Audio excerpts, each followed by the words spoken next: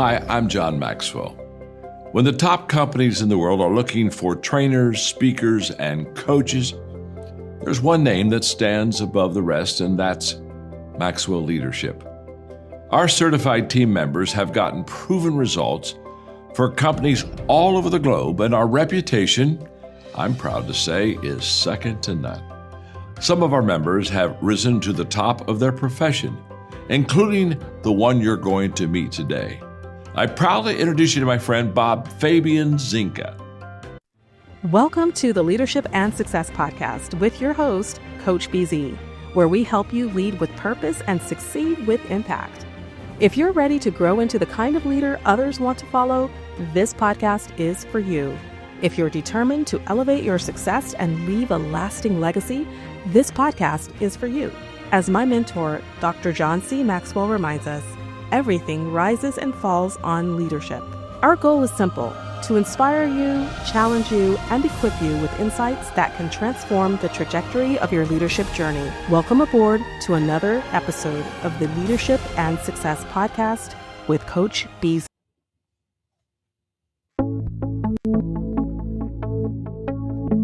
Hi everyone, Mark Fulmer here from Tractic, doing our industry influencer videos, this time joined by Michael Gips, ASIS International's Chief Global Knowledge Officer. Michael? Mark, great to see you. Thank you for having me. Thank you for joining us.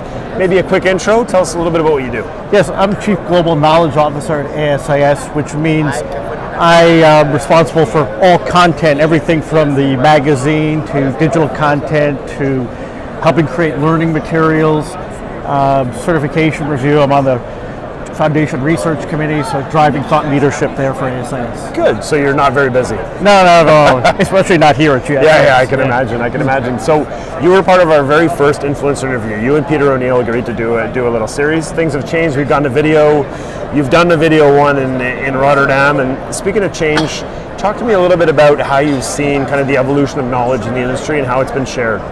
Evolution of knowledge in the industry. Well, I started as a magazine editor for security management, where information was consumed in discrete, in compendious magazine format. Yeah. Now everything is splintered up, itemized, created for sort of individual use. It's all gone digital.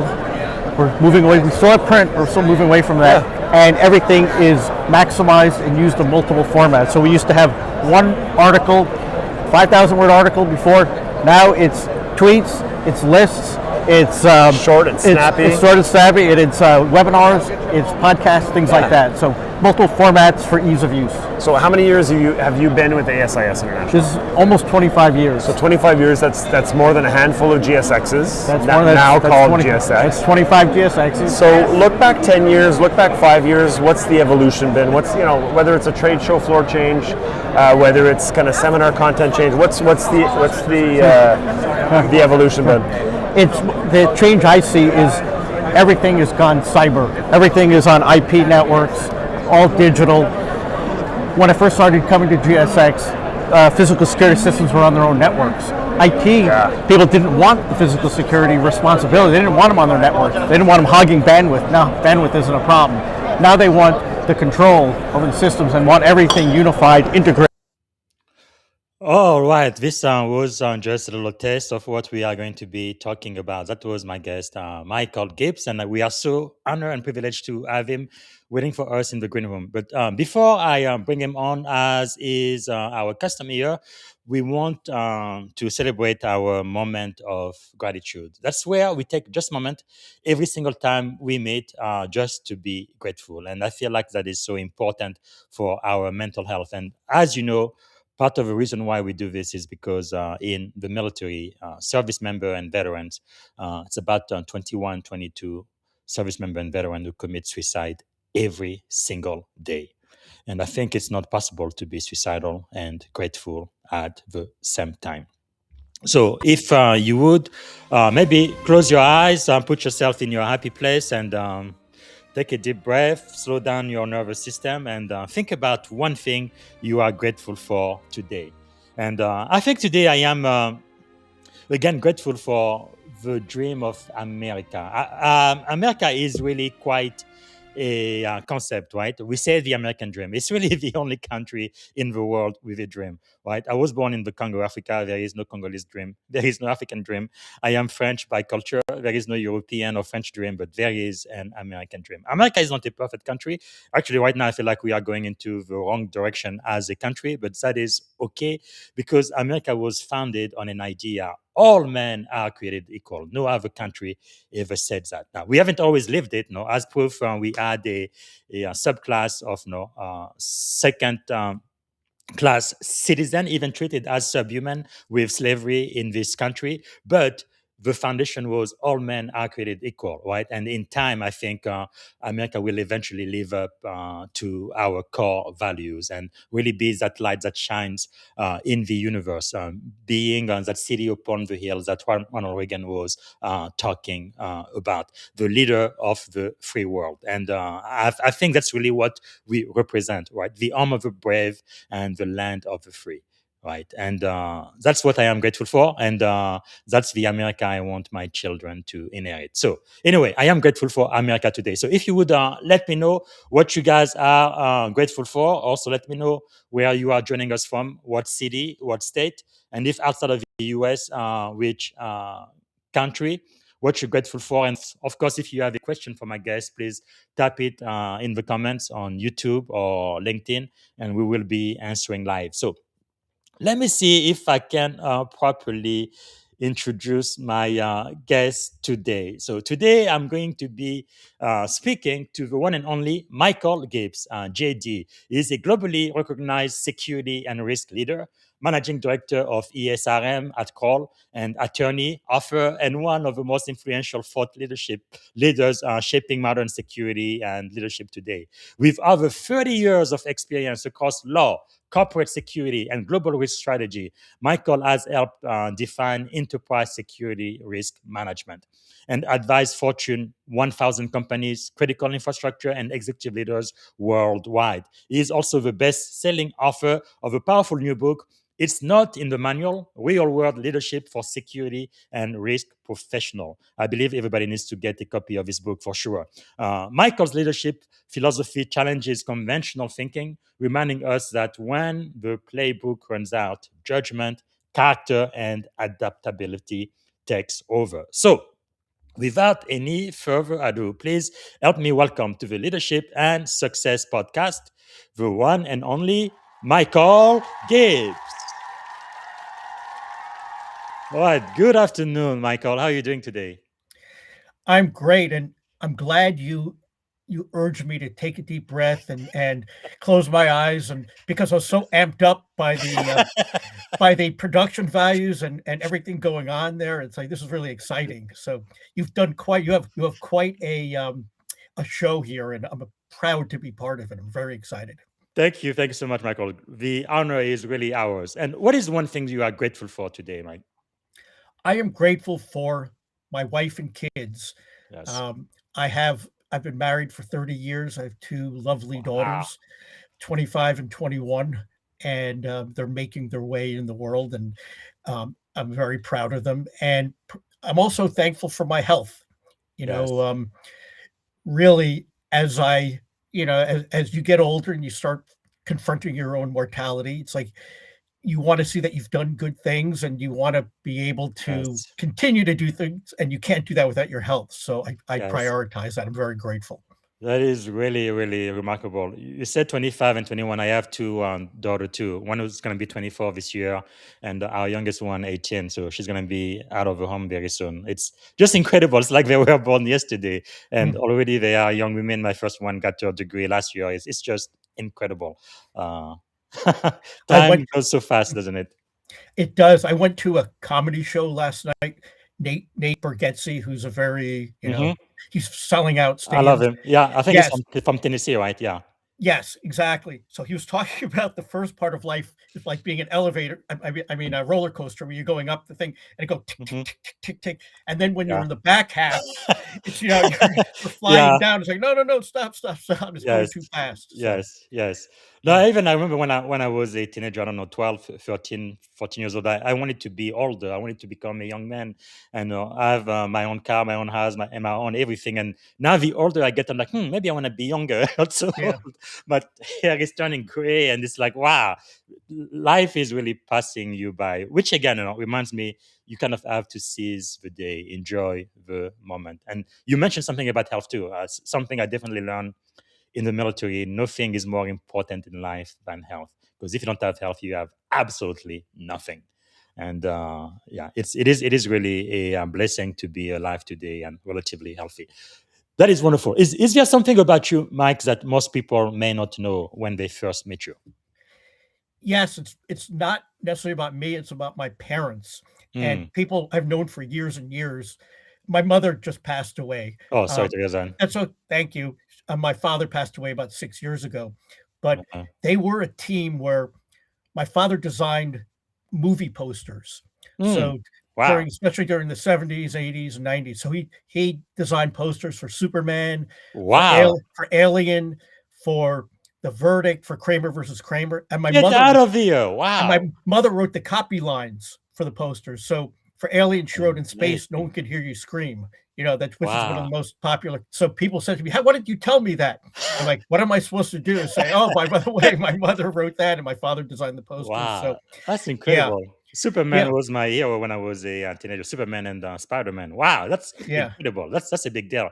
And today, with the technology now, AI can just do it for us in like 5 minutes straight. It's incredible the world we live in, isn't it? It's AI giveth and taketh away. I mean, Yeah, what it can do, but the great things it can do, and the confounding and the frustrating things it can do, yeah, are an equal poise right now. Hopefully, true, actually, we're still on the positive side of the ledger and trying to keep it true, that way, right? true. I think we're going to be talking a little bit more about AI later on today. But it reminds me, like when my grandparents were alive, they didn't even have to add any education beyond high school. And my parents probably nothing more than a bachelor. And usually after that, they didn't have to open another book, right? They are set for life. They work for one company, 20, 30 years. They get their golden watch and they retire. But today, we really have to be students for life, don't we? Absolutely, and that's one of my credos. But Yes. it's but ironically, it's hard to read a book these days Mm, because we're bombarded by information. Our yes. attention spans are getting shorter. I think AI is making us a little dumber in ways because we're It's getting a good. little lazier. It's compressing information, it's Mm, simplifying things. And I'm as bad as anybody else with streams of quick shorts on LinkedIn, on hmm. Facebook, and getting the news and getting stuff prepackaged. And it's like if it's longer than a minute, it's like, okay, you know, too long, didn't read, right? Yes. But books, we have to read books. We have to Mm, sit back and take some time to think, right? yes. Yes. Our brain needs time to process information. We just can't, be bombarded and make good, we can't have good judgment, with making snap decisions. We have to kind of Yes. take a breath, take a few minutes, let thoughts process, let us marinate in these ideas and let it, Mm, that's what powerful. we're missing. And I'm telling you, in my leadership journey, a lot of things I write about in my book, Hmm. I am working on them. I'm not perfect. I'm far from perfect. I'm working on all these things myself. And that's, I think, the Yes. best we can do, acknowledge where we're lacking and try to improve and try to make life better for everybody. That is really powerful. I know my primary mentor, Dr. Maxwell, he talks about the rule of five. I feel like it's more important now than it has ever been. He says every day he reads, he writes, he files what he's learning, he thinks, and he asks questions. Every single day he does those five things. And I try to do that too. That's why I have a, daily leadership devotional now on LinkedIn. But if we can just continue to use our brain again, read, think, file, ask question, and think every single day, I think AI is not going to be able to I guess, be a negative in our life, but maybe help us be a little bit more efficient. I don't know. But let's talk about your journey, Mike, because it's quite fascinating. It's definitely not a traditional route, how you got into security, because you started in law. You are a lawyer. You have a JD. Uh, and by the way, is there a reason why lawyer are not called doctor? Everybody else is medical doctor, PhDs, EDDs. Everybody calls themselves doctor, but lawyers don't. Is there a reason for that? Well, some people call me doctor, and I say, no, no, no. I have a Juris Doctorate, but I think it's just how it evolved, because Because that's a yeah, terminal degree, right? I mean, it's a doctorate. yes, it's not, it's a Juris Doctorate, but there's also higher level degrees. It's weird because I wouldn't say call anyone doctor unless they went through medical school or Mhm, got a PhD. mhm. And that's so 4 years of medical school or seven, whatever No, but PhD is, right? today everybody, when they have a divinity doctorate, they call themselves doctor. If they have a DBA, they call themselves That's doctor. They have an EDD, they call themselves doctor. Everybody calls themselves doctor except for JDs. I'm like, wow. I mean, I'm just curious. Why not? I that's a great question. Maybe it's seen more of like Yeah, as a technical, it's not technical or a yeah. trade, Because I you know believe even our former first lady, right? She called herself Dr. Biden. She doesn't have a medical degree or a PhD, but that's what she that's calls herself. true. So That's a great point. I'm very, not very sure. interesting. Anyway, I mean, I respect that now because I grew up in the academia world. I almost earned a PhD, so I know what it takes to get a doctorate. But anyway, just one. But anyway, your background definitely not very traditional. So you started in law. So what drew you into the world of security and risk leadership? Well, when I first got out of law school, I worked for the New Jersey Supreme Court as a death penalty clerk. Wow, And so any that's case, pretty serious. it is very serious and it was very trying and it was time consuming and it was hard Mm, work, right? And the level of responsibility was yes, pretty crushing because somebody's life or death is on the line. Now, yes. all these people were guilty, there's no doubt about that. Um, but it was whether they deserved the death penalty or not. Hmm. And in these cases, um, people who doing the most horrible things to other people, and usually it was a man to a woman, right? Hmm. It was a husband to a wife or to a child or or something Mm, like that. And I got interested in those issues, but it was very taxing. I was can't spending a lot imagine. of time, yes, and especially seeing the pictures. It Mm. was like depressing, seeing a woman like hacked to pieces and stuffed in Oh my a goodness! suitcase or something like that. Or Wow, yeah, and I liked the work because it was fascinating. man. And so I did that, and I was like, okay, I need a break from this. And I went to work for a law firm, and I started doing a little bit lighter stuff Mhm. like workplace violence. Man, but I really can't imagine that. I really believe in the best of humanity, but we can be so cruel and evil. Like, where as a lawyer, where do you think that tendency comes from for a human being who can be just like an angel to really turn into a devil like that? Where does that come from?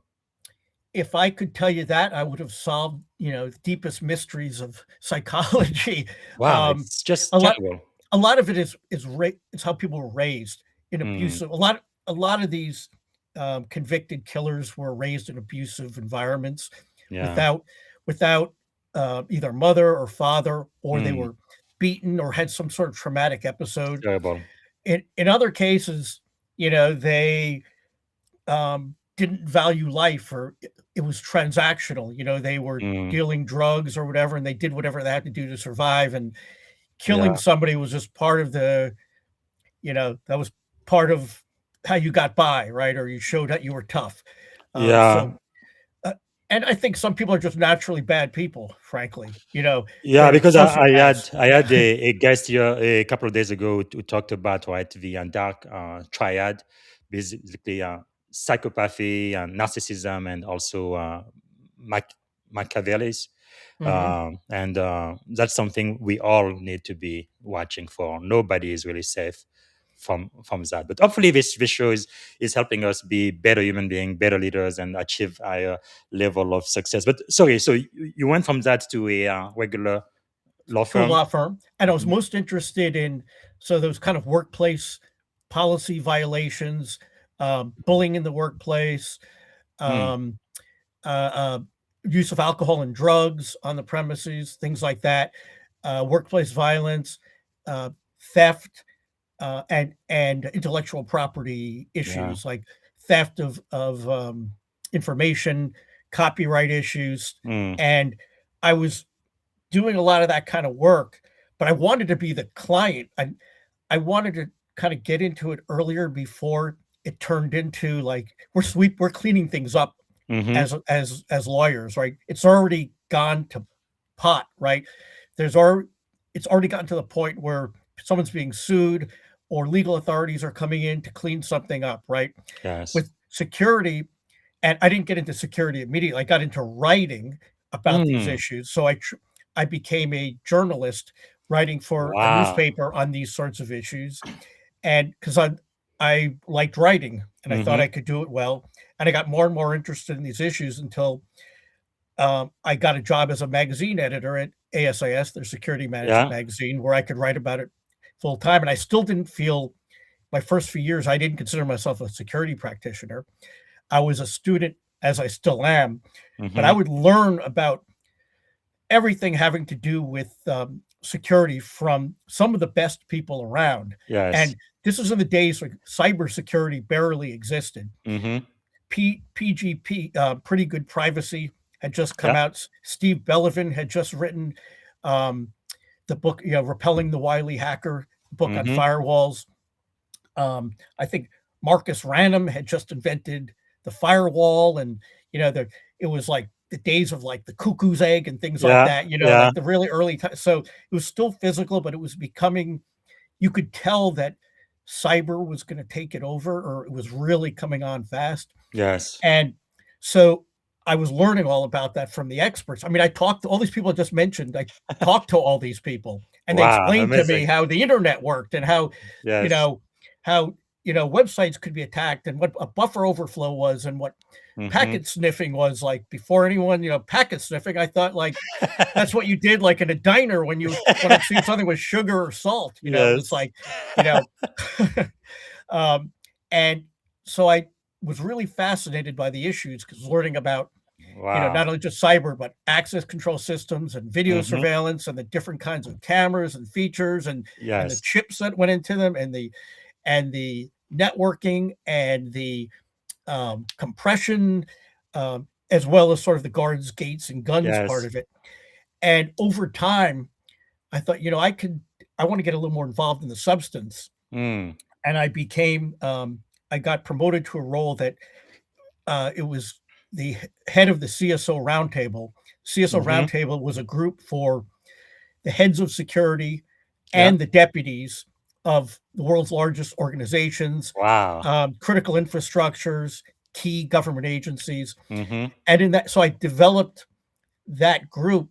I created content for them, programming, Wow. governance, and doing that, I sort of had to become, they were using me as sort of a consultant, like, Mm-hmm. okay, do some benchmarking for us or Yes. write some policies. So I started learning how to become a practitioner. Wow. So over That's the time, amazing. it's basically say, hey, here's, you know, I, I, I like to learn. I like to Mm-hmm. pick things up. I'm very curious. So, okay. And then I started would go to somebody's corporate headquarters. They'd invite me over. And I'm like, hey, like take a look through and kind of do Yes. casual. It's like, have you considered this here? And I'm Mm-hmm. just basically a free consultant.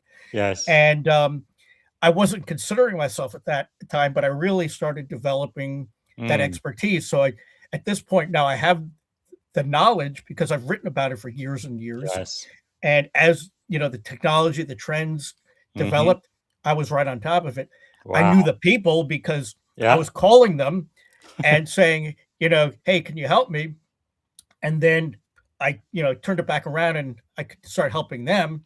Mm. Um, so I had the knowledge, and the network, Yes. and it was just, and I was starting to practice, Mm-hmm. and So I after I was head of the CSO center, we got a new ASS got a new CEO, and he said, "Hey, you should not only do this, but you're one of the few people here who knows all the content. So I'm Yes. putting you in charge of the magazine, CSO, standards and guidelines, certification, basically all knowledge." So I Yes. was chief global knowledge officer, and Yeah, that's a video I just showed. Yeah. yeah, that was. Really? And by the way, that video, I wasn't sitting down.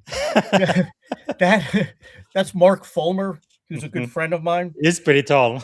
He's 6'8", 6'9". Wow. So I was not. Someone asked me if I was sitting down. I hope Um, he played basketball or something, but I believe he did, and his kids are tall too. And I think cool. they basketball. And yeah, he's a good guy, and he's actually influenced me because he was the type of person who he wasn't a practitioner either, but he Mhm. was a thought leader.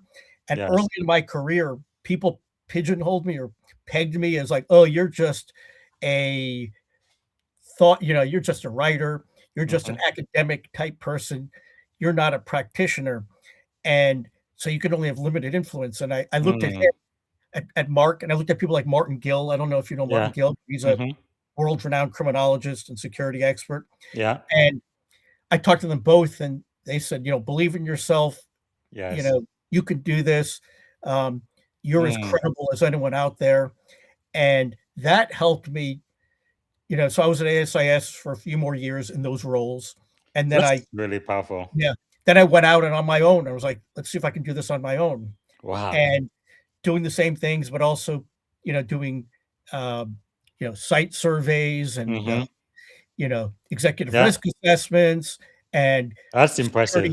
security program governance, right? Mostly Yeah. physical, but also cyber. I don't have the Yeah. technical background for cyber, but I understand the principles and how to manage Absolutely. and lead. So, um, Yeah, like they say, the rest is history. But tell me, why should a chief information security officer, why should a mature information security program also be mindful of physical security? Why is that important, you think? the two are inextricably intertwined. Yes. Everything, everything cyber, I mean, has a physical component. The Hmm. physical infrastructure. It's just not in the ether, right? Yes. There, there's servers, there's cables, there's routers, Yes. so, and all those things can be physically hacked into or Hmm. physically damaged. Yeah. Also, cyber manages physical systems. So Yes. you can have a SCADA system or whatever that controls flow of water or Hmm. oil and pipelines. Yeah. That goes beyond merely virtual, Yes. consequences. That Hmm. means like an oil leak or a flood or some Yes. kind of uh, cascading disaster that takes Oh, down the power power outage. system. Yep, Hmm. exactly. So, and same thing with physical. Yes. Physical, everything is rides on a cyber, platform. Hmm. So you can't be ignorant of the other. You at Yes. least have to know how to play nice, right? You can specialize in one or the other, and you Hmm. probably should, but you should know how they interact, they work together, and the consequences, and have a good relationship. So If you're a true. CISO with the CSO or the director of security, and vice versa, and even at the middle level where you're a Yes. security manager or a physical security manager, an IT security manager, you're Hmm. going to get things like um, cyber. You know, you have some cyber activity where somebody, like hacked into something, or there's like improper permission and had Hmm. access, and then you see the same person physically, Hmm. used an access control credential to go into a door, and it may not. If you Yes. don't put those two together, you don't understand the full picture. And really, Yes. security is security. So you should at least have a working knowledge.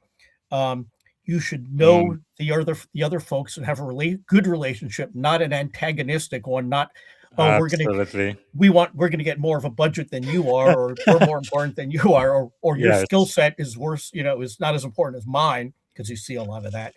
True. So that's critical, and there are other aspects that go Abs- into that too, not just physical Mhm. and cyber, but human and business Yeah, continuity, and those things yeah. are all, sort of all go into one.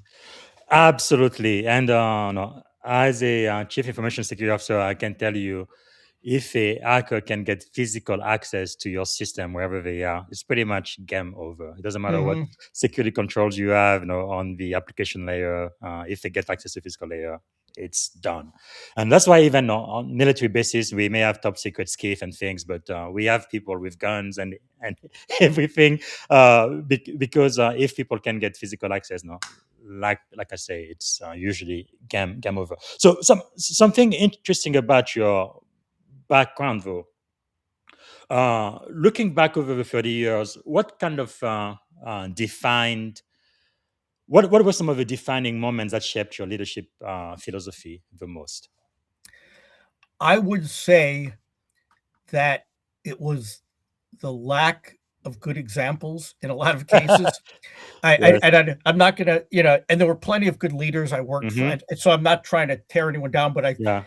I think it was. I remember certain occasions that stand out. It's like I Mm. wouldn't do it like this. This Yes. is discouraging, dispiriting, deflating, Now, and without sharing any name or specifics about the organization, just at a high level, what kind of things happen? Because I think for most of us, we either see a really good example, we want to be like them, or a really really bad example, and no matter what, this is what I am not going to be. I think that's a great way of learning too.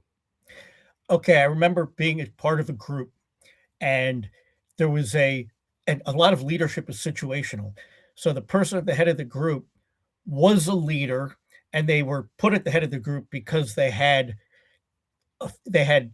actual authority. They had the title, and we were broken into a group of maybe 6 or 8 people for some task force, and this person literally talked to 2 people that they knew and said, what should they actually turned their back to me and Mm. other people, and I felt Wow. terrible, like ignored, disrespected, and Yes. I had a lot to say, and and she was like, "Okay, with these other 2 people, this is what we're gonna say, right? This is how we're doing it." Mm. And we're looking at the other people. It's like, has she even turned and looked at us? And I Yes. started getting angry, and I was thinking, this is terrible leadership. You're Yes. you're Yes. not taking advantage of the wisdom of the crowd. You're not asking Hmm. what we think. You're relying on people that you know, and Yes. this is you're falling to the trap of a cognitive bias, Hmm. where you're reinforcing, you're going back to the people you already know, the ideas you already know. And Yes. I I That's a huge blind spoke spot up. too. I spoke up and I was like, "Hey, what about us over here?" And I Yes. was kind of shocked. They're like, "What?" It's like, you didn't even look at us. We have some ideas." And the person's like, Yes. "Oh," and then they kind of humored me. And I was like thinking, not Mhm. inclusive, not curious, Yes. um, uh, disrespectful, Mm. and and short with us, right?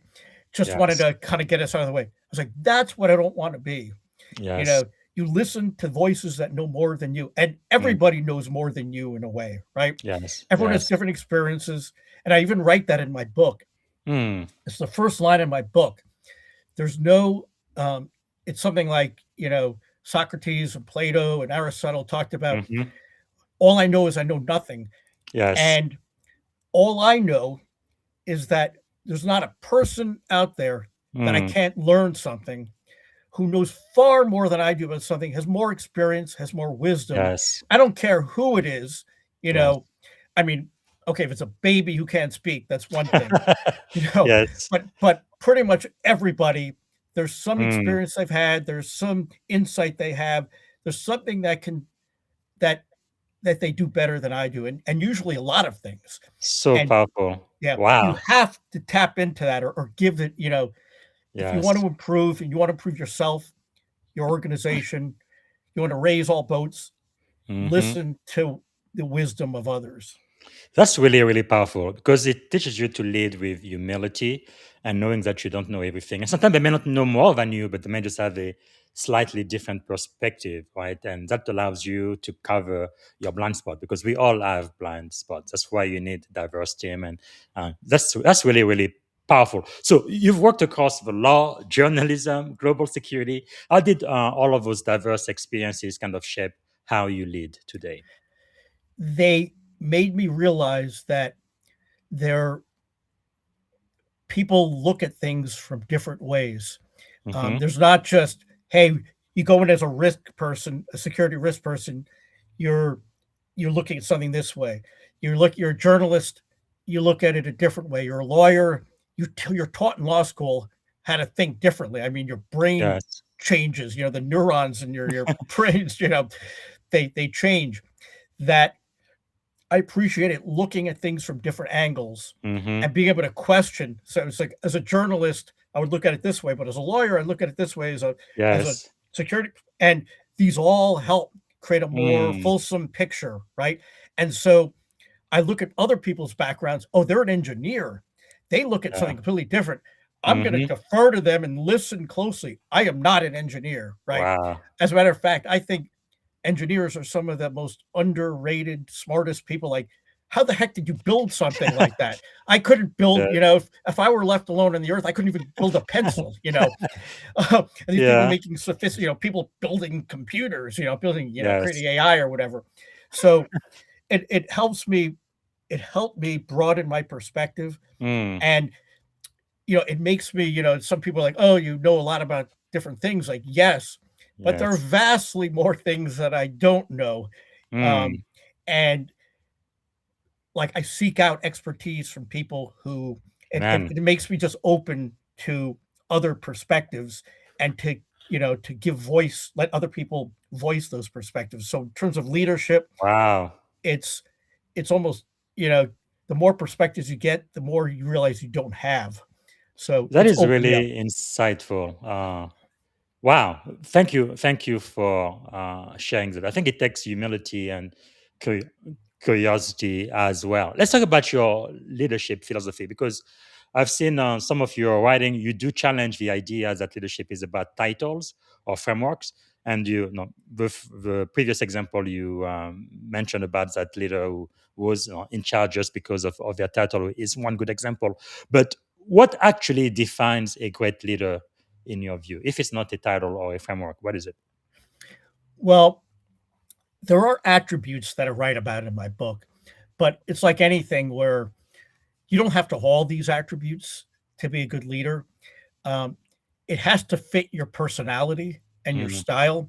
So some people who are very shy or mousy or diffident or whatever, or they don't like to raise their hand, hmm. they still can be leaders, in areas that excite them, but leaders in Yes. their way. They may not be rah, rah, rah leaders like, let's Hmm. go, everyone get behind me and let's take the hill. Yes. They can be leaders in quieter ways that are true to themselves. So Mm. I think, And I still mean, impactful. and Yeah. it's still impactful, sometimes more impactful because like, oh, Yes. that person never says anything. All of a sudden they piped up and it's like, oh, wow. Yes. You know, I mean, the ethics are, Mm. obviously you have to be, I mean, there are good leaders who are probably not ethical, but not a good leader, like an effective leader.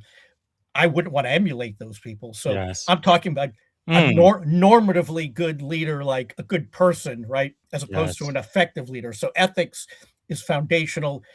To me, the listening and curiosity are the Hmm. next two. Like, I Yes. don't see how you can be a good leader without wanting to know more and listening to what other people say and just uh, um, always trying to expand your knowledge base, especially Hmm. now where things move so fast and Yes. everything is in we're in polycrisis. Everything is Hmm.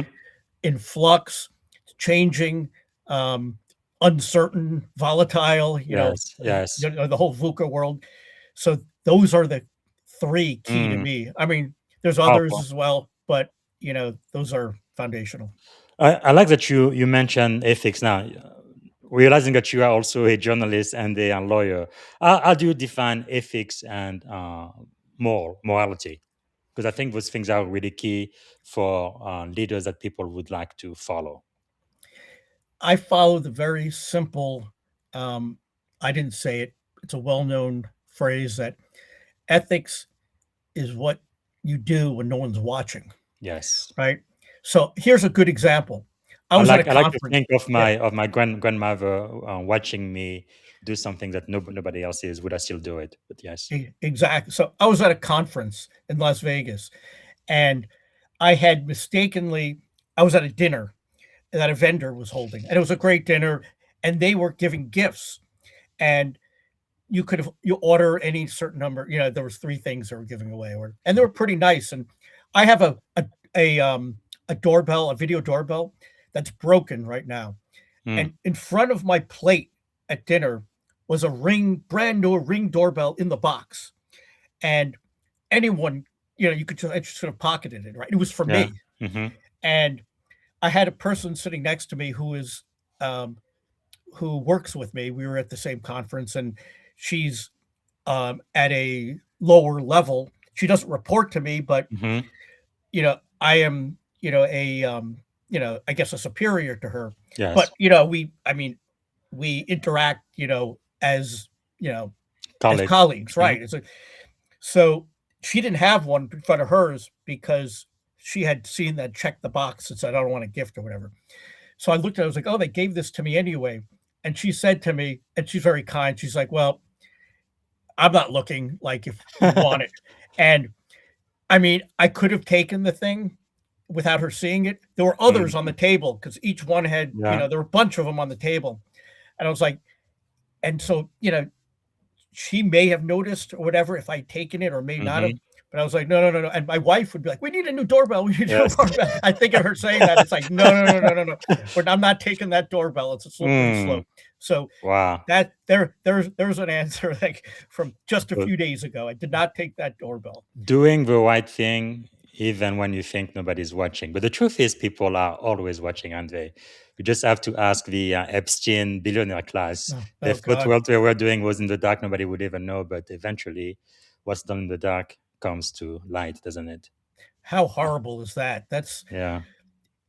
I can't imagine much worse than that whole chicanery. Yeah. That's just Yeah, it's really awful. crazy. But there are really people, no heroes of mine. I put them on a pedestal, like Bill Gates. Huge respect for him. What he's done and accomplished. But right now, I think he's a little bit lower on my list of people I would like to emulate for sure.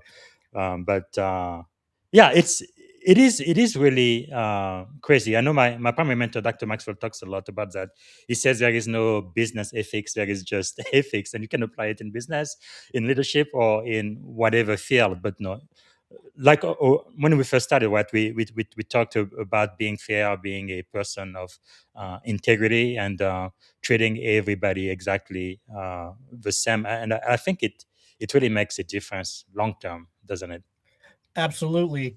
Yeah, It comes back to you, and powerful. it doesn't even have to. I mean, I don't think, like, it needs to come back to you, but because you're just doing the right thing, Yeah. and people see how you behave, and they'll trust you. They'll they'll know that you don't change, you know, for anybody else. You don't have different, you know, standards of Mm, behavior or ethics. I mean, you have different standards for performance, of course, yes. but you should.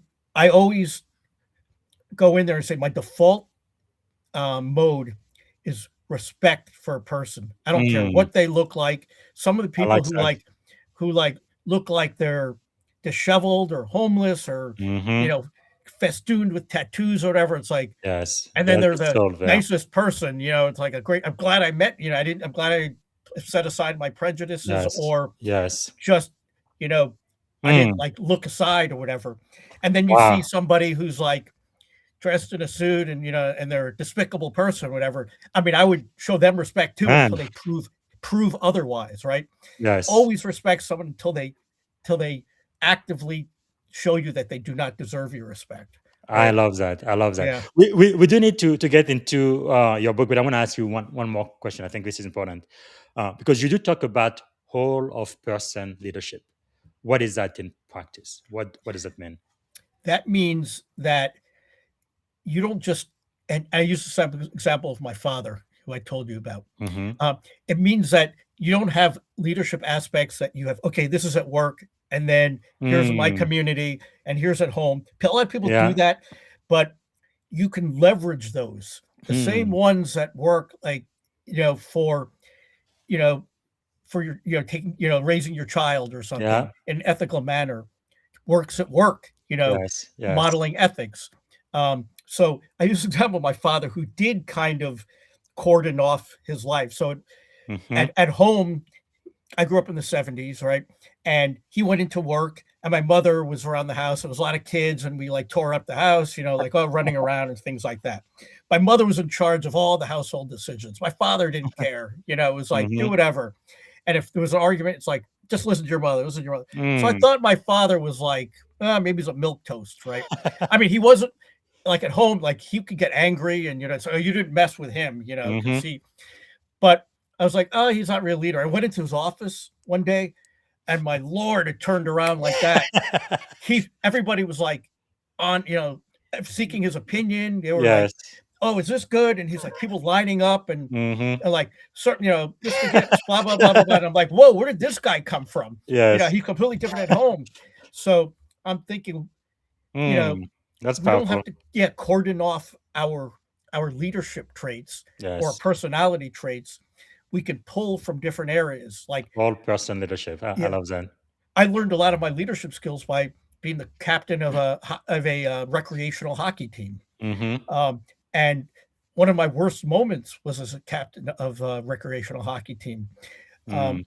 I was angry because I'd done this for years, and um, the rest of the team was getting better, and we were moving up, and I wasn't. I was getting older, and I felt like the only reason I was still on the team was because I was the captain, and no Mm. one said anything to me. But I was becoming less effective, and I felt like I was losing my grip. And after the game one day, I took off my helmet and I smashed it into and everyone was like, because I'm very even keeled, and I started Mm-hmm. throwing things, or like people were like, "Oh my God, what's going on with him?" And I realized that it was time for me to turn over leadership to somebody else. Mm-hmm. Right? There was someone Wow. who I kind of groomed, like I was like, you're the assistant, right? And he had slowly Ah. taken over some of the assignments. I'm like, Mm-hmm. it's now time for you. I'm gonna Wow. step back, and then eventually I'll move on to another team, but I'll be Man. under you and I'll show you transition. And I was like, I had a breakdown because I realized that it was like I was losing, I mean, people still listen to me, Mm-hmm. but I wasn't appropriate for the team anymore. Wow. Right? That takes a lot of emotional intelligence and awareness to do that. Well, after I had a fit, right? Yeah. Wow. Okay. Time is. I could talk to you for hours and hours. We don't need to talk about your book. Let's talk about this. It's not in the manual. Real World Leadership for Security and Risk Professional. Why did this book have to be written? Why did you have to write it? Because, Again, this is by CRC Press, by the way. yeah, thank you. Because there are really not many leadership books for security and risk professionals. There are some for cyber, Yes. and CRC Press does some, and they're good. I've read some of them, but they tend to be a little on the technical side, and they get into a lot of models, and and I'm not a model person. I'm like, let's live your life and do things type of person. Like frameworks, I mean, they're good, but they're also they give you a format, but they're also very Yes. constricting, right?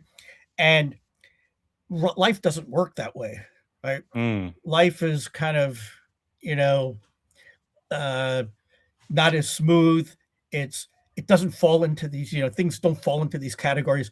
The Yes. guidelines are good. The general principles are, but once you start saying this, that, blah, blah, blah, here's a maturity thing. I mean, that's Yeah. good. It's good Yeah. as a, general guide, but That's powerful. limited in actual use. And I thought, let me write something that Yes. gets to the issues of what actual security and risk professionals deal with, using abundant stories about Yes. people who've been there, not just mine, Yes.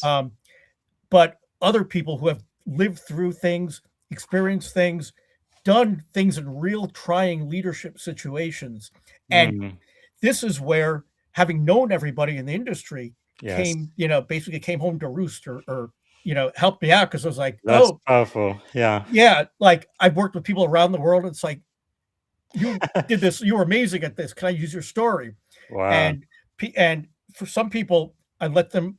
There was people whose stories were so powerful. Mhm. I said, I'm not going to write this. You're going to write it, and I'll make slight edits, but it's going to go in just as you did because I don't want to That's taint. I don't want to taint it. Right? yes, that's really powerful, and also like the picture you have, right? Because sometimes, especially when you're a kid, you feel like your life will be like a straight line from A to B, but that hardly never happens, right? Everybody goes through turns and curves, and eventually they end up where they need to, but it's definitely not a straight line. So I really love that picture on the book.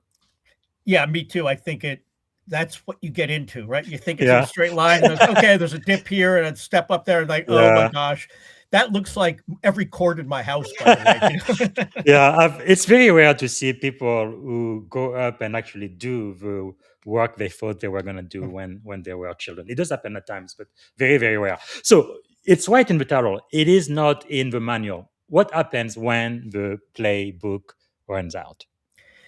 You have to fall back. Well, we all live in a time of uncertainty, right? Hmm. Risk keeps changing. Situations evolve. You have to fall back on your basic principles, which is, Yes. the things I mentioned before, like your ethical grounding, Hmm. um, your sense of mission and purpose are clear, and sort of what's the underlying thing you're trying to do here. You have to Yes. protect your team, protect the mission, and be true to your principles, right? So a lot of times, like, there's not like a great answer. It's like, should we go forth and do this? Hmm. Should we send this executive overseas? Should we uh, build up, security a little more? Should we tighten security protocols, or should we Yes. make this investment? It's like you got to fall back on your principles. What's best for protecting my people, for the Hmm. mission of the organization, um, and you're continuously processing information all this Yes. time because it's changing. But you also have to make decisions, right? So you go with the decisions you have. You've always got to be future, looking into the future, and you should be talking to people who have been Mm. through this before. I constantly call up people and say, well, what do you think about this? What would you do? People who I trust. That's Yes. the important of having a network. And a lot of times they don't really know either, but Mm. talking with them and others gives you a direction, right? And it gives you a defensible direction. And Yes. it's right for your people. It's right for your mission. It's right for your organization. Mm. And um, that that kind of networking, that kind of falling back on people you trust. And you know, there's a core group of people, but enough with Yes. different specialties, Hmm. um, different experiences, different industries, um, that, you know, I feel like my network is broad enough and deep enough that there's Yes. always someone I can ask. And I'm also comfortable reaching out to other people that through people I know who'll make the introduction. I think Mm. that's key. Always, Wow. you know, and you got to make a decision, right? You Yes. are making a decision. You're not punting that. You're not putting it on someone else. But Hmm. bring in what you can, focus on those basic principles, and then make your decision and be able to defend that, and then keep moving forward. And as information Wow. changes, adapt. That is really, really insightful. Actually, you reminded me of another podcast I had with one of my mentor, General Milford Beagle. He wrote the book "When the Maps Runs Out." It's pretty much the same Oh yeah. idea as yours. But can you share a real example where leadership required judgment over policy? Yeah, I'm just trying to see what it's happened a lot, and I'm trying to think Hmm. of an example. Um, there, let me think of something that's powerful. Um, there was yeah, okay, here's one. Um, I was working. I can't talk about the Hmm. you know Just the user. at the high level, Yeah. that attribution. Yeah. So there was a situation where there was threats to there was like what threats of workplace violence by outsiders, Mm. um, and the policy of the company. was to not. Um, it was basically a media organization, and there were some people from the outside who knew of some of these folks and Mhm. wanted access to them. And the Mm. policy of the company was um, don't don't share that information. We don't want to scare people. Yes. They found out about it anyway, and Mm. so that policy didn't work. So now it had to be. They felt like they were out in the cold. Now you had to kind of make amends with these people, regain their trust, Yes. and then say, hey, it wasn't because we didn't trust you or didn't want to protect you. It's like we thought this was a tempest in a teapot or whatever, Mhm. or we didn't want to scare you unnecessarily, but then it scared them more because they thought they were trying to hide it. Yes. So in the adaptive leadership, it's like, okay, now you have to reach out and say, you have to acknowledge your errors. You have to pledge to have more communication and actually do it and Mhm. put those measures into place and do other things to show that you support the and not just put in token measures, but Yes. believe it and continue. The communication was Mhm. number one, like resuming it and keeping up a steady stream, being transparent. So that's Mm. one good example where their policies Powerful. defied, they didn't work in that Yes. situation. Now, in your book, you do emphasize that leaders don't solve risk, right? They manage it. Mhm. How should leaders think differently about risk?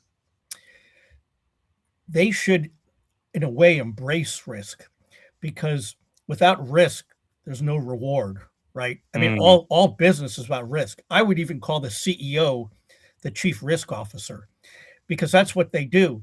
They're Yes. at the highest level. They're managing risks. They're trying to maximize profits, um, uh, Mm. enhance the brand, right? Yes. Enhance brand value, and so risk is an opportunity. And and this also you asked me like, oh, how is being a lawyer and a journalist? Mhm.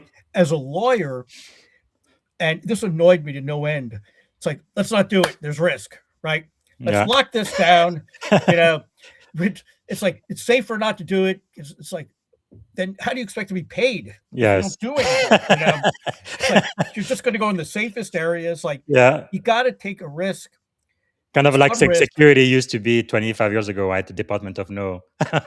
exactly. Yeah. Um, so you should embrace it and then figure out how to mitigate it Mm. or manage it. So that might be Yes. mitigating it, it might be transferring it, might Yeah. be Like insurance. Yeah. like insurance, like it might be, enhancing security protocols, but that's Yes. your job, right? Your Mm. job is to deal with the risk and then Yes. make it acceptable. Now, some cases it might not be Absolutely. acceptable, so you don't do it, right? It's just too high, but it's when I was a lawyer, it was like, oh, there's risk. Nope. You know, Yes. but Hmm. That is good to know. So for the people who are reading your book or who are going to be reading it very shortly, what are 2 to 3 leadership lessons from the book that every security leader must understand today? that you're developing your people is your greatest responsibility. Um, Yes. Obviously you want to, be successful and lock everything down and no security incidents and Mm. help the business and everything, but really developing leaders who can take over for you, Yes. um, augment what you do, especially people who have different opinions. Different, Hmm. a lot of people say, "Oh, I hire smarter people than I do." I feel, and a lot of people do, but a lot of people like they're scared to do that because they don't want to lose Hmm. their job. I Yeah. wouldn't say hire smarter people. Hire smart people who do things differently than you do, think things differently, Mm. and have different skill sets and different expertise than you do, Yes. and then be able to leave those people behind Mm. as successors or Yes. go off into the world and be there, run a security department or do Hmm. whatever somewhere else to uplift the industry. I think Wow. that is one of sort of the most important things you can do as a Mm. leader. That's really powerful because that really helps you build a high-performing team. That really makes a difference. Now, another thing I like in your book, you talk about the chief storytelling officer. I really love that. I guess communication is definitely key. Why is storytelling so critical in security leadership? Yeah, it's I like that question because a lot of security people just talk about, you know, deterrence and alarms and things presented, and especially in cyber. My lord, Hmm. the uh, the technology. Like you start saying Yes. application layer to to an executive, or you Yeah. know, like I remember like buffer overflows. That was Yes. a big one a long time ago. Like Yeah. our intrusion detection system Yeah. and Distributed bandwidth. It's denial of like service and on and on yeah, and on. Yeah. exactly. That's blah blah blah blah blah. You know, that's that's We you do have know, a lot of jargon for sure. it's too much jargon. So it's storytelling officer. What you want to do is put things, you know, make your points as clear, tangible, Hmm. and sort of resonant as you Yes. can by saying, and even by using analogies like, here's what we did, um, Hmm. here's what we're doing to address this, and here, let me tell you a story about how that worked. And like I'm telling you stories, and I do in my book, like telling people, okay, do one, two, three. It Mm. doesn't really help until you see how somebody actually navigated it. Yes. So, and you have to be able to speak to them in what they want to hear. So Mm. you should be doing your research. Like if you're talking to the chief financial officer, they're going to want something in their own jargon, right? Yes. So Hmm. put it in numbers. CEO is going to want to know in terms of, you know, at that executive level. Yeah. Operations want to know how you improved operations. The chief Hmm. legal officer, it's like, how did you reduce risk? So Yes. you tell, and people remember stories more than they remember. I Mm. can, Powerful. when people after this are going to remember when, oh yeah, he told the story about throwing a hockey helmet or whatever, Yeah. or he told the story about whatever it is. Hmm. That's what they'll take away, right? It's Yes. like I Yes. remember he said stuff. I don't remember what it all that was, but I remember the Uh, stories, right? yes. That's really powerful. Okay. Technically, we are out of time. I wanted to talk a little bit more about the book. I don't know if you can give me number 5, 10 Yeah, minutes max. Okay. I think this is really important because in the book, you also talk about leadership landmarks like, ego, complacency, isolation, and all of those. How can leaders recognize and avoid these traps early in their leadership journey? have trusted people who will tell them the truth. Mm. And I this is stuff I'd like to say, oh, I've overcome this. I haven't. I have as big of an ego as anybody else, right? Hmm. Like if somebody, I might feel offended, like, oh, they said that about me, or whatever. Sort of like, all right, back off, back up a second. Do they really Yes. mean it that way? Now, sometimes they might have, but most of the time, it's like that's just the way they talked, or they weren't thinking about it that way. Mm-hmm. You know, don't react immediately, right? And you know, and check in with your, it doesn't even have to be someone in your own company, but like a Yes. trusted outsider who knows you well and is not afraid to tell you things. Because Mm-hmm. sometimes even if you say, hey, my deputy, Yes. CISO or whatever, he'll tell me. It's like, oh no, he won't, or she Yes. won't. They don't want to piss you, like they know Mm-hmm. so have somebody to check, and always sort of you know do a reset every once in a while where you say, Mm. all right, am I doing the right things? Am I focused on the right things? So, um, like especially with uh, complacency, Yes. like a friend of mine, I think it was Jonathan Perillo, who said, if everything's going fine and smoothly, then you're being complacent, right? Mm. If you're just kicking back and there's like, because sometimes things don't happen, but you should always be a little bit, as a security person, a little bit Yes. anxious, right? Like a little bit. It's like, all right, what's around the next corner? What's around? Mm-hmm. Not that you can't have a nice vacation once in a while, but you're being paid to always be on top of risk, Yes. and things may be going pretty well. You're not having any incidents, but that's the time you're most vulnerable, right? Because it's like you're Mm. getting complacent, and that's when you start okay, maybe we need to test some things. Maybe we need to do some red teaming, or Yes, penetration testing or whatever it is. Um, absolutely. now Hmm. the problem is getting the, if you want to do a like an outside, a consultant to come in, Hmm. then you have to convince, you know, to get the budget, right? If you don't have it, it's like, well, everything's going fine. Why do you need this? That's a difference. So that's when you get to this chief storytelling officer, right? Yes, yes. Wow. Yeah, I see how everything really connects together. You mentioned vulnerability. Let's talk about the human side of leadership because you do address, mental health, vulnerability, even wellness. Even at the beginning of the show, you mentioned that these topics are usually avoided in security. So why are these essential to leadership today? Because people are people. People are human. They have Yes. their, and especially in the age of AI, having empathy, other human qualities, good judgment is critical. And this really hit home after COVID, Yes. because during COVID, where everybody realized, oh my gosh, like we're all just a virus away from who knows, right? The whole world shut down. It was very weird, right? So we Mm, switched to a different operating system and then people started to come back, and it was like, you know what? This is hard for me to come back. Now I'm leaving my yes.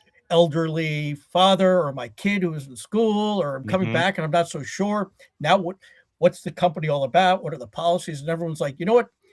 My own well-being is more like, I wasn't really thinking about it before. Yes. And a lot of people came back and they were having, issues like coming back to the office, or, they still had concerns, and it Hmm. became more acceptable now. Then Yes. it became like, because in the past it's like, oh, we're security, we're not vulnerable, we're the tough guys.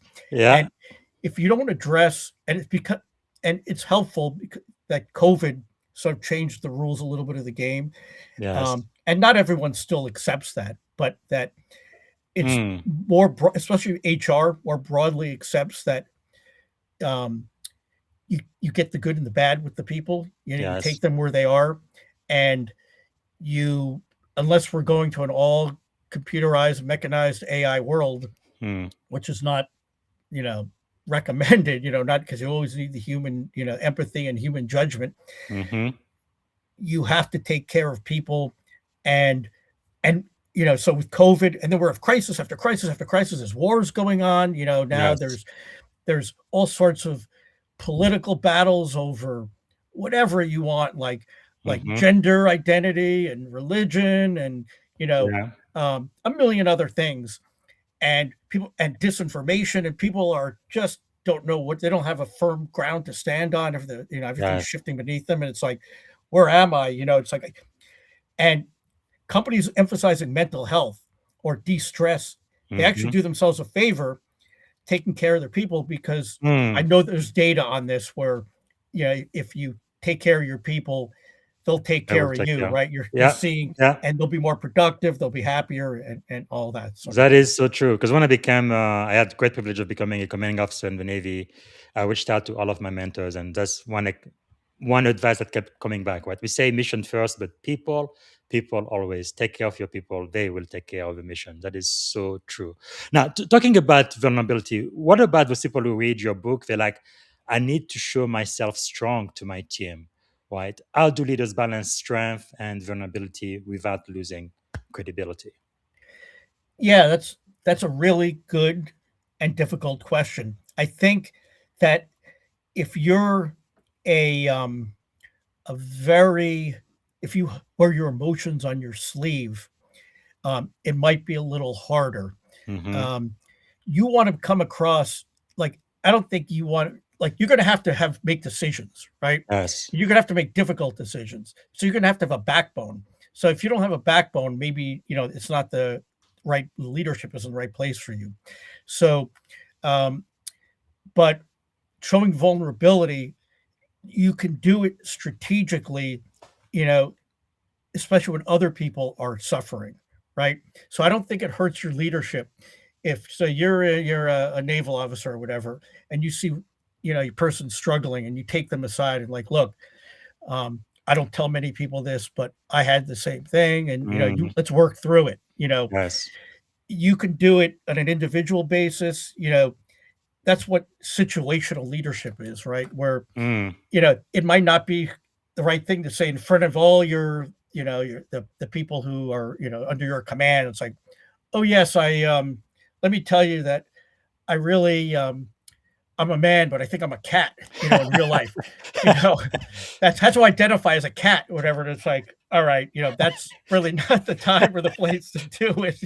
yeah, yeah. Um, not that Hmm. people can't identify as cats or whatever, but Understood.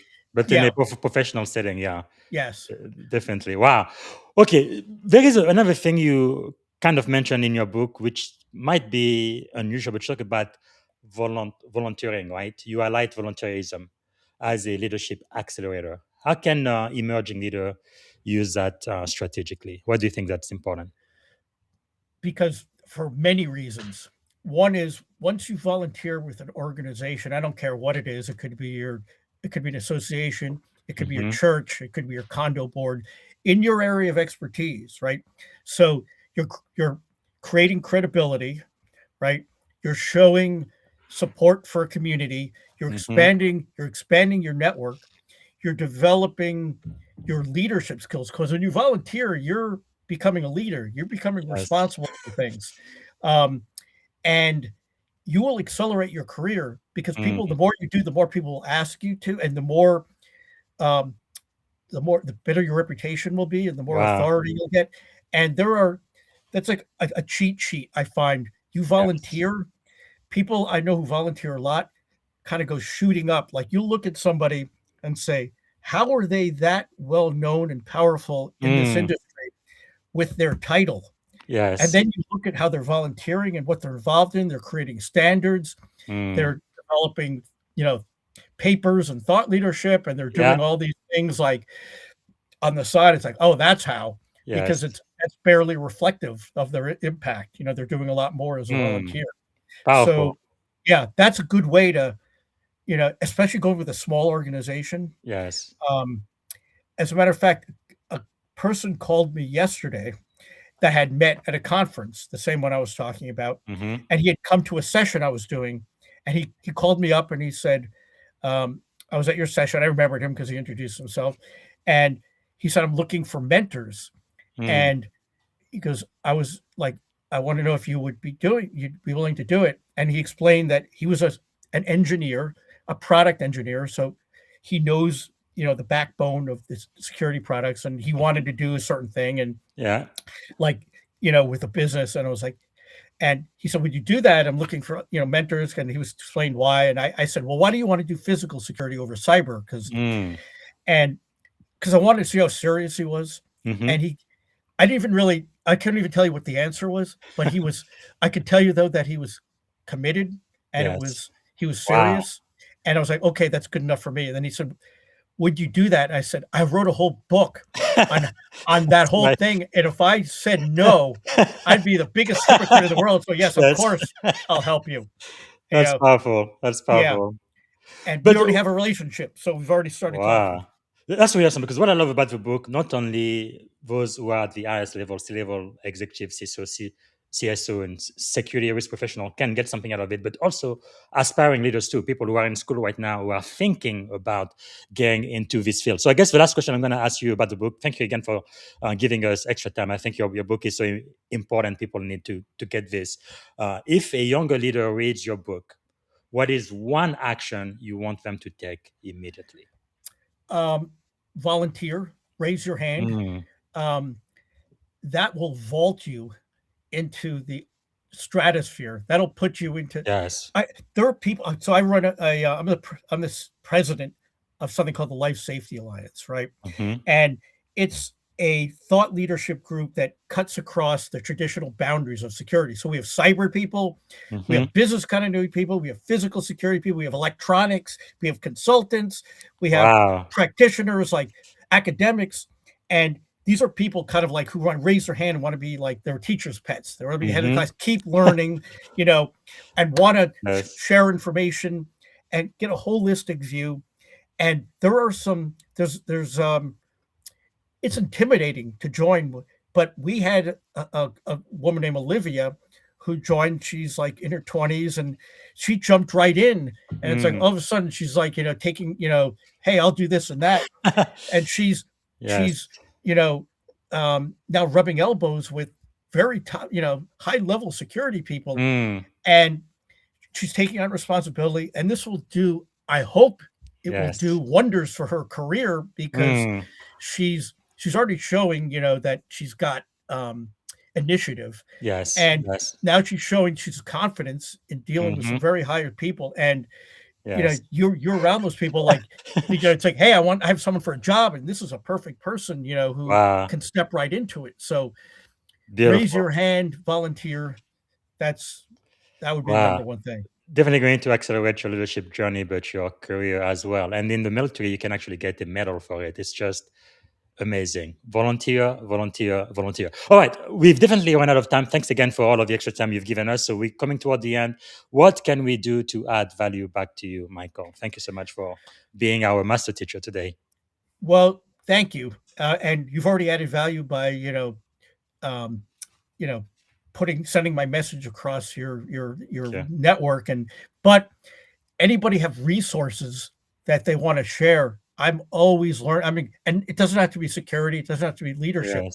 I mean, I have all these books up here that have nothing to do with it. I'm reading a book right now Well, about, talking about books, these are some of the y- books you recommended on LinkedIn a while back. yes, these are books by friends and colleagues, but they're all good, and Amazing. they all have their place. But anything that helps, like, people think better, think about risk, Mm-hmm. um, think about the world. I'm reading a book right now that the Smithsonian did about the 100 objects from American history that define, Hmm. you know, how our nation, and it's things like a daguerreotype of Frederick Douglass, right? Mm. His kind of steely face, um, determination, and that kind of flew in the face of traditional depictions of Mm-hmm. African American people at the time, you Yeah. know, and he was learned and, serious and a great leader. Or the Colt pistol and how that revolutionized, the West, um, Yeah. and like, like the golden was the what do you call it, the railroad track, Mm-hmm. where, that showed how we, tackled the breadth of the country that was Yes. inhospitable. Now we could, cross, and things like that. Like, Amazing. help me learn, like, put my country, you're talking about, that really resounded at the beginning. You're Mm-hmm. thinking, and I agree with you, that I think America will is resilient, and Yes. will be the place that people, are proud to say, and I don't want to get Yes. political, Yes. but, that anything that comes in front of us as a people, even disinformation Mm-hmm. and kind of all this garbage that's going on into, trying to divide us, Yes. we'll overcome that as a people. And that sort of, that your comment made me think of that book, like Mm. things that are totemic, or, they're about America, that this is who we are as a people. Mm. And Powerful. Powerful. yeah, so No, thank you so much for sharing. And I always like to end on a positive note. So, two quick question is: if you had the magic wand and you could solve any problem at all in the world, what is the one problem you'd like to solve first thing tomorrow morning? one problem I would, um, it's a great question, because, like, a few years ago, I would have said, I don't know, world hunger or something. Mm-hmm. And I'm not going to say no war, because sometimes war is necessary.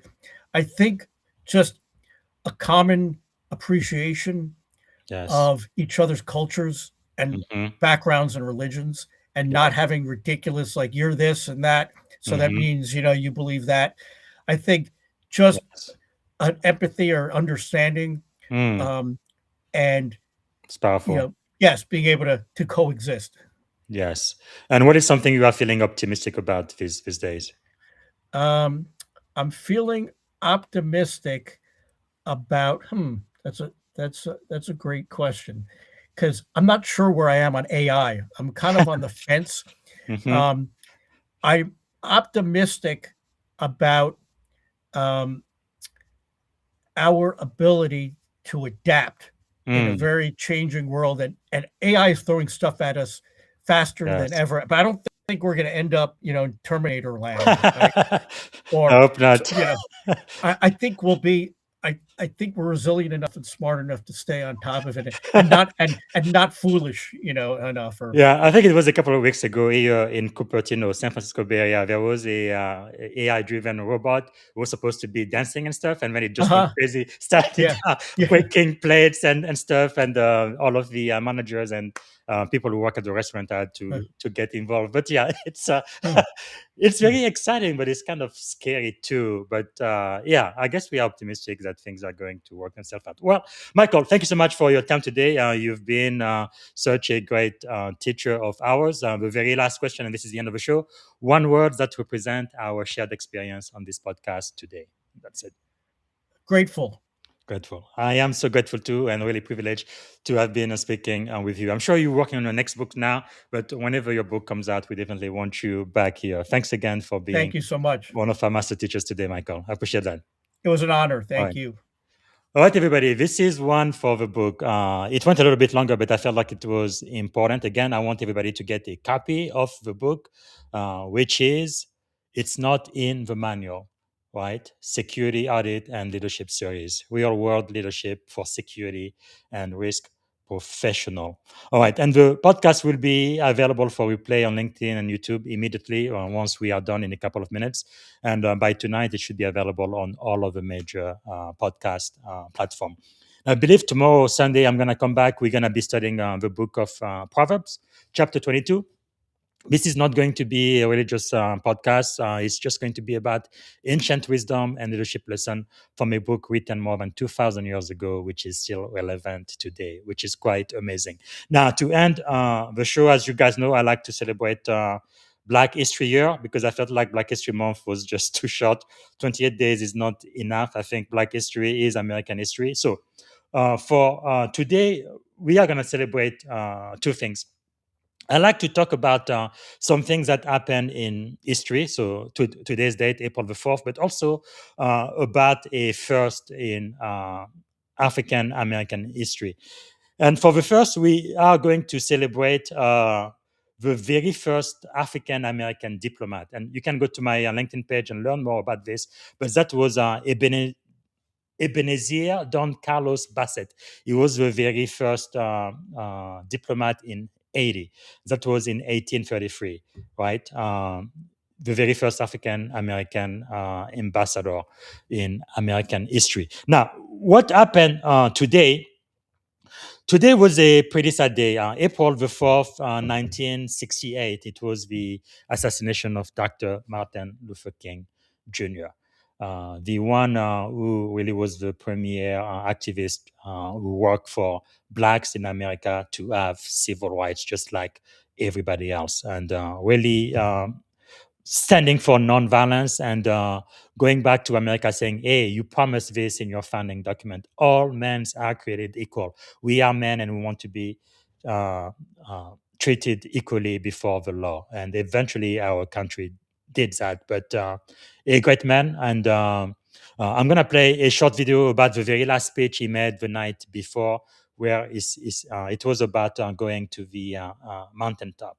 That was his very, very last speech. So he knew he wasn't going to get there. He knew he was going to get assassinated soon, but still he had the courage to stand for what is right. And I believe that's really what America is to me, right? In the Navy, our core values honor, courage, and commitment. It does take courage to stand for what is right. When something is wrong, somebody needs to stand up and say, no, no, no, this is not right, and we need to do better. And hopefully that's you. Hopefully that is me. And I want to be inspired by giants like Reverend Dr. Martin Luther King. So to end the show, I am going to celebrate the life and the legacy of Dr. MLK, and I'm going to play this last, a short clip of his very last speech about going to the mountaintop. Bye for now.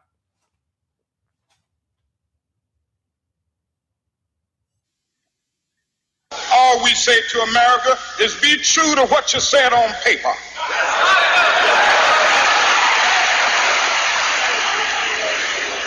If I lived in China or even Russia or any totalitarian country, maybe I could understand some of these illegal injunctions. Maybe I could understand the denial of certain basic First Amendment privileges because they haven't committed themselves to that over there. But somewhere I read of the freedom of assembly. Somewhere I read of the freedom of speech. Somewhere I read of the freedom of press. Somewhere I read that the greatness of America is the right to protest far right.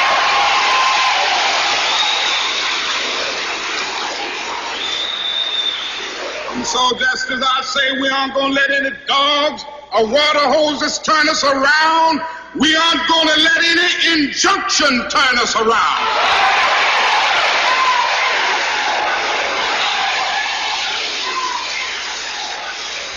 Well, I don't know what will happen now.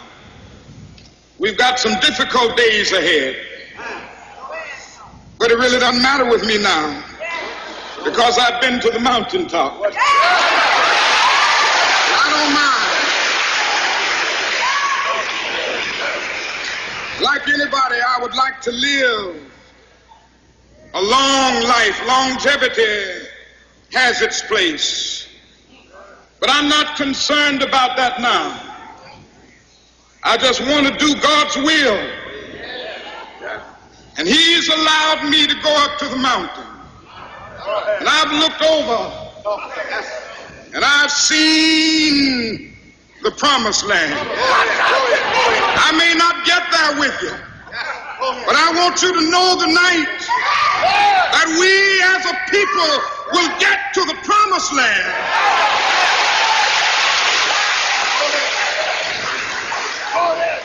So I'm happy tonight. I'm not worried about anything. I'm not fearing any man. Mine eyes have seen the glory of the coming of the Lord.